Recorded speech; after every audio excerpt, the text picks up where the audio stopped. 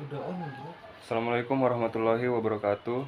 Perkenalkan, nama saya Syahrin dari Proses 3.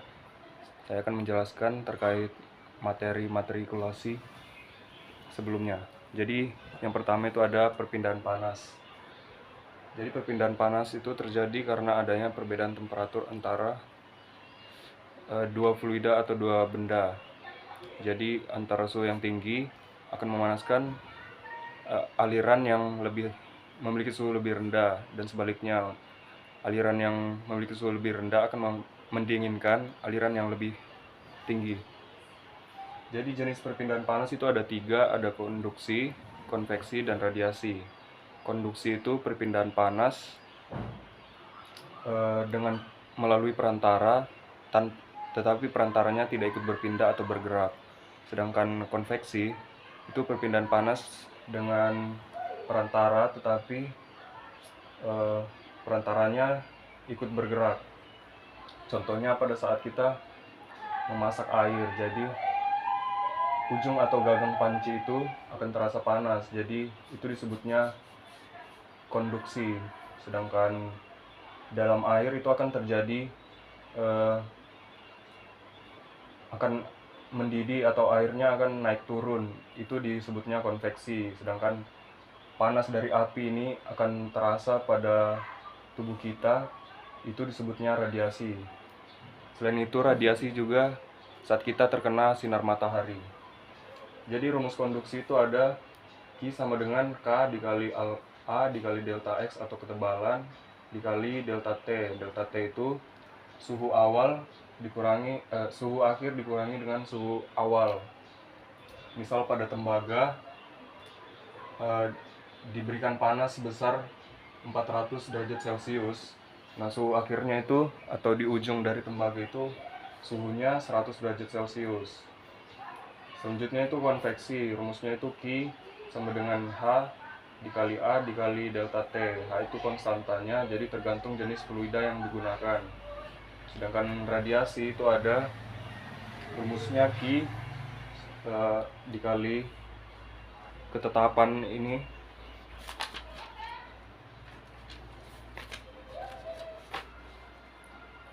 atau disebut juga emisivitas, terus dikali konstanta atau ketetapan Boltzmann dikali A atau luas penampang, terus dikali dalam kurung temperatur pangkat 4 dikurangi temperaturnya pangkat 4. Selanjutnya yaitu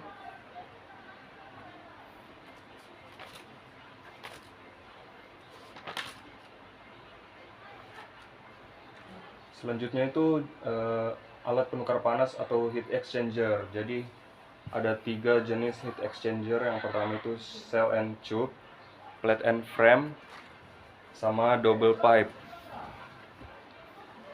Jadi tipe cell and tube ini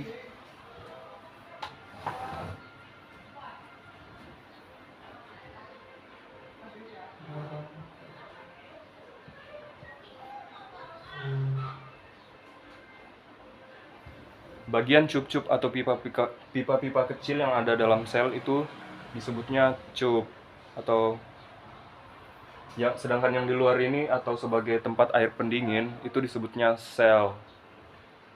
Selanjutnya itu tipe plate and frame. Jadi alat penukar panas itu di dalamnya itu ada banyak plate-plate yang mana sebagai tempat perpindahan panas. Jadi air panas itu ada di sisi sebelah atau di sisi kanan, sedangkan air pendingin itu ada di sisi kiri.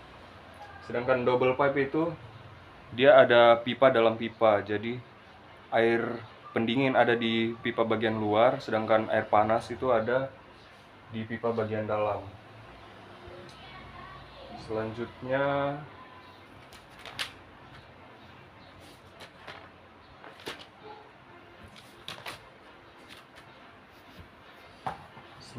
itu ada utilitas. Utilitas itu ada 5. Ada WTP, cooling tower, boiler, boiling process, reverse osmosis udah. Yang akan saya jelaskan itu yang pertama WTP. Jadi WTP itu mula-mula air dipompakan menuju yang namanya proses koagulasi dan juga flokulasi. Jadi proses koagulasi itu diinjeksikan dengan bahan kimia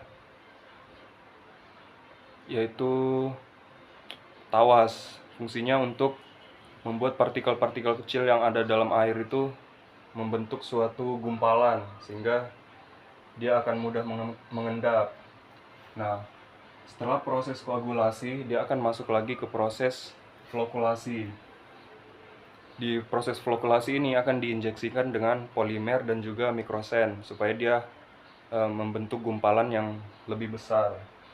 Setelah proses flokulasi akan masuk ke proses sedimentasi atau pengendapan. Jadi lumpur atau flok-flok itu akan mengendap di bagian bawah, sedangkan air yang bersih akan berada di atas dan akan mengalir ke proses ozonasi. Proses ozonasi itu fungsinya untuk menghilangkan rasa, bau, dan juga warna pada air, dan juga racun yang ada pada air atau zat-zat kimia berbahaya yang mungkin ada dalam air. Setelah dari proses ozonasi ini, di proses ozonasi ini ditambahkan atau disemburkan gas ozon dari bawah. Nah, dari proses ozonasi ini akan masuk ke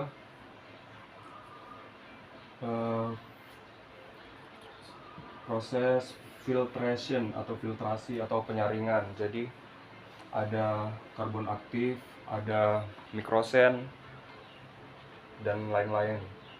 Jadi fungsinya itu untuk memastikan air terbebas dari kotoran. Dari proses filtrasi akan masuk lagi ke proses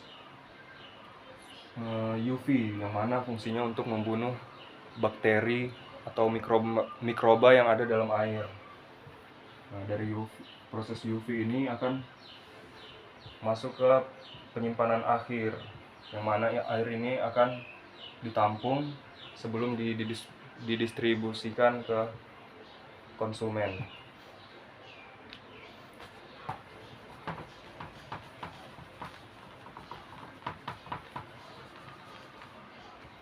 Selanjutnya itu cooling tower. Jadi cooling tower ini fungsinya untuk mendinginkan air yang ada pada proses di pabrik. Jadi di pabrik itu ada menggunakan air pendingin. Air pendingin ini akan digunakan pada proses seperti reaktor. Nah, reaktor ini ada terjadi reaksi panas kan. Nah, panas ini yang membuat air itu menjadi panas. Setelah itu dia akan didinginkan kembali di cooling tower ini. Seperti itu.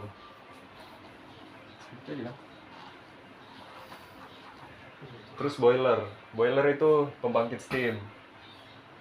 Sedangkan boiling process itu proses dia menjadi steam. Jadi boiler itu digunakan untuk membangkitkan steam. Jadi dalam boiler itu ada air yang dipanaskan, kemudian air itu akan menguap. Uap ini disebut steam. Steam itu digunakan di bermacam-macam, bisa untuk pemanas pada reaktor, bisa juga untuk penggerak turbin. Selanjutnya itu reverse osmosis. Reverse osmosis ini mirip seperti penyaringan. Jadi yang mana dia fungsinya untuk membuat air laut menjadi air tawar dengan metode reverse osmosis, ditambahkan tekanan. Selanjutnya masuk ke termodinamika. Jadi hukum satu termodinamika itu berbunyi kalau energi itu tidak dapat dihilangkan atau diciptakan, tetapi dapat diubah menjadi energi lain.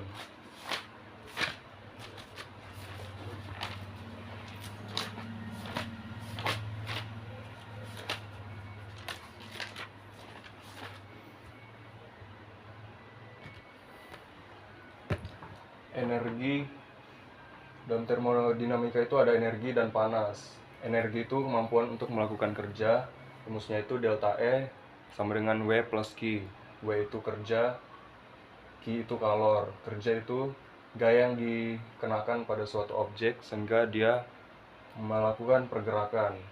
Terjadi pergerakan. Rumusnya itu W sama dengan P delta V. Nah, dalam kerja ini atau W ini ada yang namanya kompresi dan ekspansi.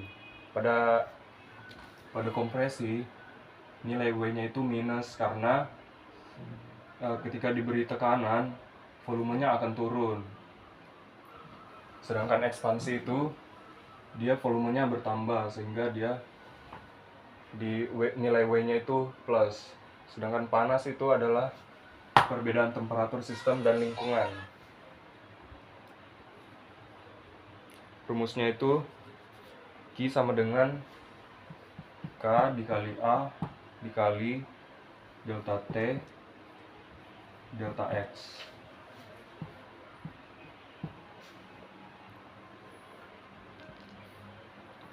Q itu ada dua, ada Q positif,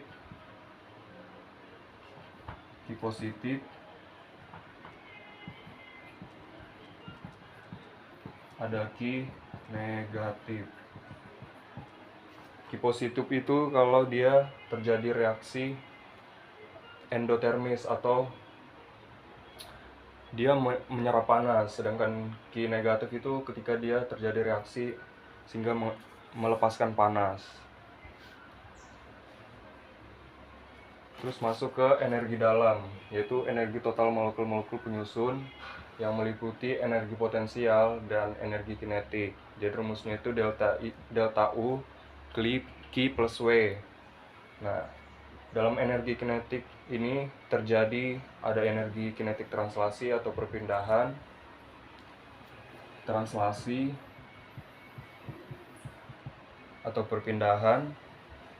terus ada energi kinetik rotasi, yaitu perputaran molekul terhadap sumbunya. Selanjutnya itu ada vibrasi, energi kinetik vibrasi, yaitu perubahan panjang ikatan dan sudut satu ikatan.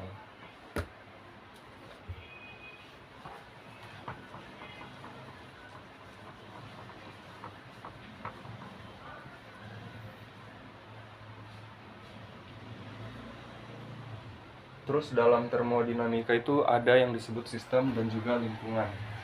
Jadi sistem itu objek yang diamati. Misalnya dalam gelas itu terdapat air. Nah, ini disebut sistem. Airnya ini disebut sistem atau objek yang diamati.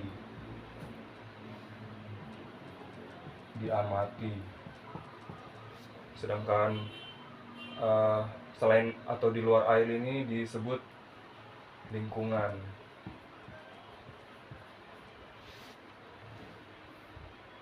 Nah, dalam sistem itu ada beberapa jenis lagi. Ada sistem terbuka,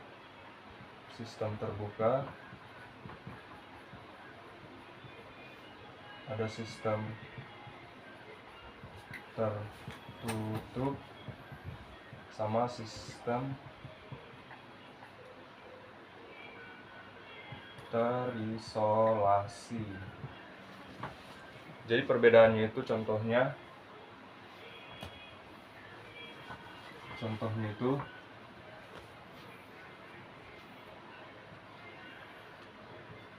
ini misal H2O. H2O ini panas ya. Di atasnya tidak ada penutup, jadi masanya bisa keluar, bisa masuk, dan juga panas atau kalornya ini bisa keluar, bisa masuk. Sedangkan sistem tertutup itu, misal ini gelas, di atasnya itu ada penutup, sehingga masanya ini tidak keluar. Yang keluar itu hanya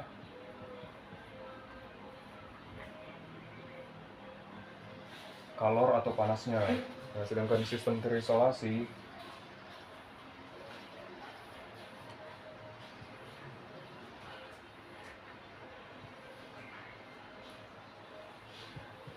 sistem terisolasi dia itu ditambahkan dengan isolator sehingga kalor atau panasnya itu tidak keluar, masanya juga tidak keluar.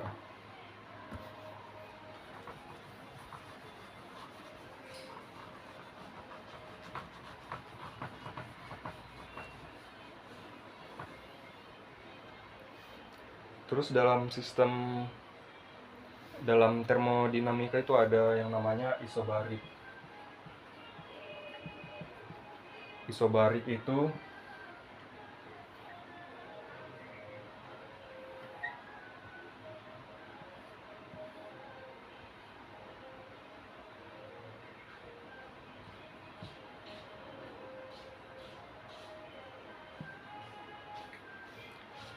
itu tekanannya tetap.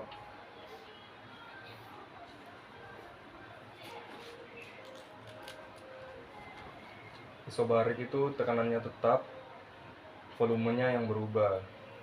Sedangkan isovolumetrik itu tekanannya yang berubah, volumenya tetap. Sehingga W-nya sama dengan 0. Kenapa? Karena rumus awalnya itu W kan sama dengan P dikali delta V. Ketika volumenya tetap, tidak ada selisih kan, sehingga P dikali 0, W nya sama dengan 0. Jadi pada isovolumetrik ini nilai W nya sama dengan 0.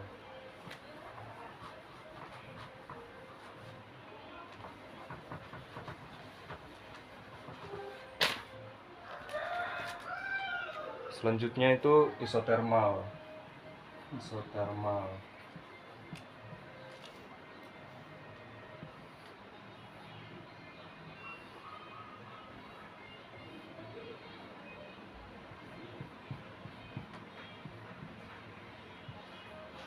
Jadi itu temperaturnya dia konstan.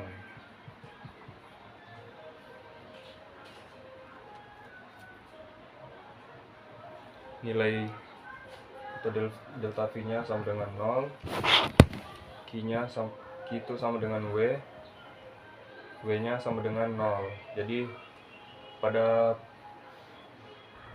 isotermal ini nilai W-nya juga 0. Selanjutnya itu proses adiabatik.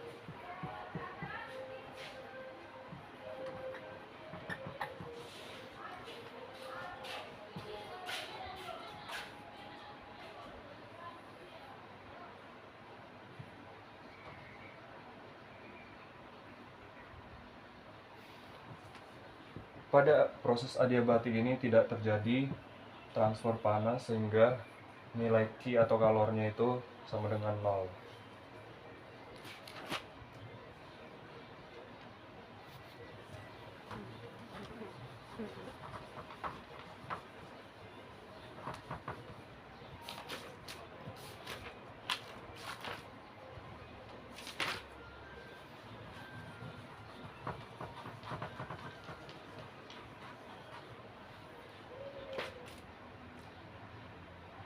Contoh soalnya itu ya diketahui volume awal sama dengan 2 meter kubik, volume akhirnya sama dengan 4,5 meter kubik.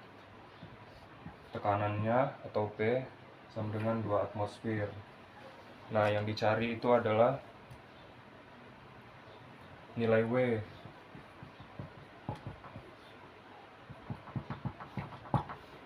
Sehingga penyelesaiannya itu W sama dengan P delta V. W sama dengan tekanannya 2 atmosfer, delta V-nya 4,5 meter kubik. 4,5 dikurang 2 meter kubik. Jadi hasilnya itu 5 atmosfer meter kubik.